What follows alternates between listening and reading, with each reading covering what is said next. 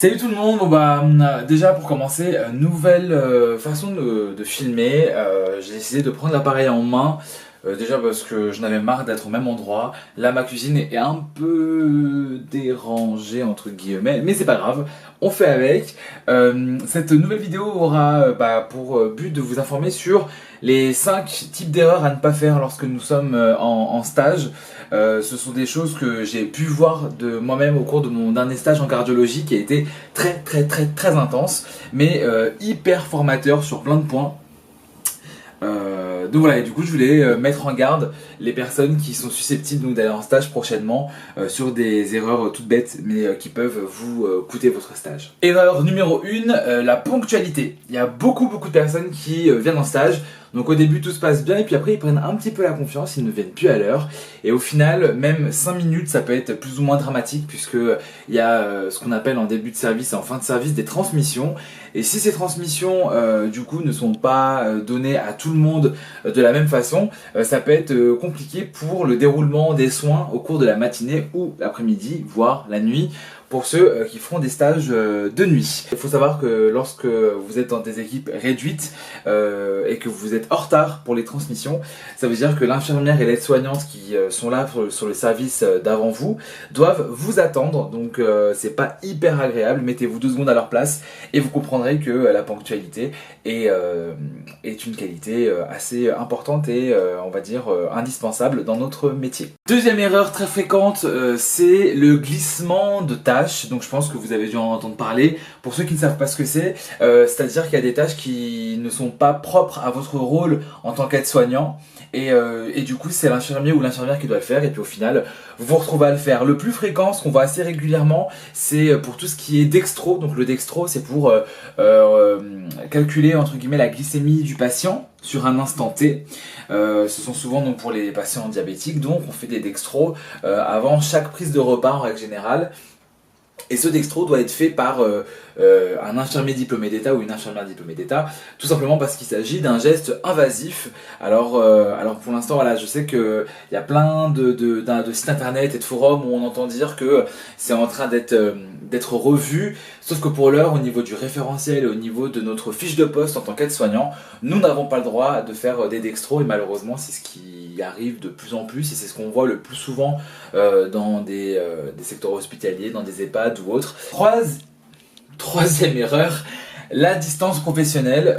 Beaucoup de stagiaires, moi y compris, quand on arrive sur un terrain de stage et qu'on est pris en main par la même personne, on a tendance à créer une sorte de lien, on peut avoir des affinités en fonction de la personne. Parfois, ce référent peut plus ou moins avoir votre âge, donc on peut très vite se sentir assez à l'aise et du coup il y a une sorte de barrière qui n'est plus aussi présente que si vous étiez encadré par une personne plus âgée, avec beaucoup plus d'expérience, peut-être plus autoritaire aussi. Maintenant, si votre référent vous tutoie et entre guillemets est assez familier avec vous, essayez tout de même de garder cette distance parce qu'on pourra vous le reprocher par la suite si vous ne le faites pas. Et je parle en connaissance de cause puisque c'est ce qui m'est arrivé. J'ai été pris entre guillemets d'amitié pour ma référente et tout se passait très bien. Puis la dernière semaine, à 3 jours de la fin de mon stage, elle m'a dit oui, par contre fais attention, oublie pas qu'on n'est pas tes copains, t'es là pour apprendre, t'es stagiaire. Donc voilà, je trouvais ça un peu culotté de me dire ça maintenant comme ça alors que c'est elle qui insistait pour que je la tutoie, etc. Au final, j'ai bien retenu la leçon et pour mes prochains stages, ça sera du vouvoiement du début à la fin. Et ça m'évitera du coup de ne pas valider certaines compétences. Quatrième erreur qui peut vous coûter votre stage, c'est tout ce qui est cancan. Faut pas oublier qu'on est dans un milieu où ça parle beaucoup, tant plus qu'il s'agit d'un milieu très féminin. Alors ça va faire un peu misogyne ce que je vais dire, mais c'est vrai que tout ce qui est un peu cancan, ragot, potin, c'est quand même quelque chose d'assez féminin. Même si moi j'adore en tant que garçon, c'est vrai que voilà, j'aime bien écouter aux portes, ouais, c'est horrible mais c'est la vérité et je l'assume. Néanmoins, ça peut vous causer des problèmes parce que il peut arriver par moment qu'on vous demande votre avis sur tel ou tel litige et là ce que je vous conseille de faire c'est clairement de jouer le mort, hein, de faire celui ou celle qui n'est pas du tout concerné. Voilà, couvrez-vous. parce que eux de toute façon ils bossent ensemble, ils se connaissent, ils travaillent sans doute ensemble depuis des années, même s'ils se sont pris la tête sur un petit détail, ils vont se rabibocher, tandis que si vous rentrez dans l'histoire et qu'après ils se rabibochent, vous risquez d'être en porte-à-faux et ça serait malheureux pour vous, puisque je vous rappelle que si vous ne validez pas un stage au sein de votre formation, s'il manque des compétences, vous pouvez les rattraper, mais si vous ne réussissez pas à les rattraper, il faudra attendre de le repasser peut-être l'année d'après, donc d'attendre que ça repasse en commission. Bref, pour avoir votre diplôme d'état, ça va être un petit peu compliqué. Donc le mieux, c'est d'y aller pour bosser, et puis ce qui se passe à côté, même si ça peut être parfois très croustillant, très intéressant, on le laisse de côté, et puis on en profitera une fois qu'on sera diplômé. 5e et dernière erreur à ne pas commettre lorsque nous sommes en stage. N'oubliez pas que même si vous avez des connaissances, des compétences très poussées, même si vous avez eu un passé dans le secteur de la santé,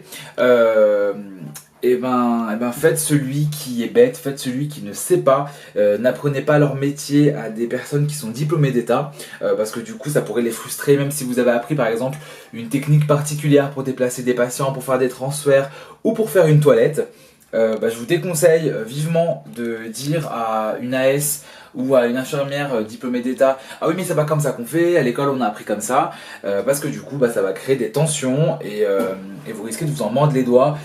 C'est bête, mais une fois qu'une personne vous a dans le nez, il suffit qu'elle en parle autour d'elle et ça peut très vite faire le tour et vous pouvez plus ou moins être stigmatisé dans le pire des cas, bien évidemment.